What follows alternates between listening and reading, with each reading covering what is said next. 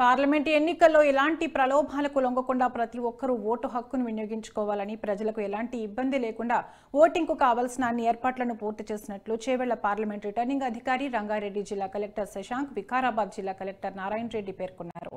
తాండూర్, పరిగి, వికారాబాద్ కేంద్రాల్లో గల పార్లమెంట్ ఎన్నికల ఏర్పాట్లు, ఈవీఎంల రిమిలేషన్ ప్రక్రియను, పోలింగ్ బూత్లను, అలాగే పోస్టల్ బ్యాలెట్ ఓటింగ్ ప్రక్రియను రంగారెడ్డి జిల్లా కలెక్టర్ రిటర్నింగ్ అధికారి శశాంక్, వికారాబాద్ జిల్లా collector Narayana Reddy, assistant collector Uma హరితతో కలిసి సందర్శించారు.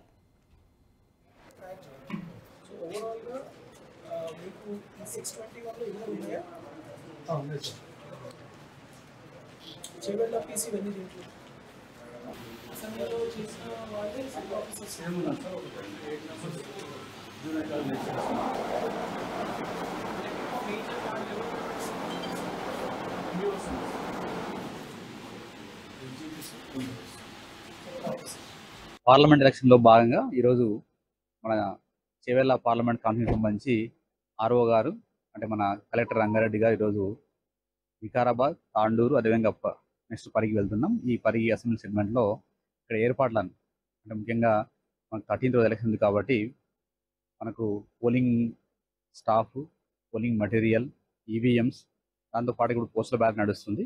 వాటికి సంబంధించిన ఏర్పాట్లను చూడడం జరిగింది.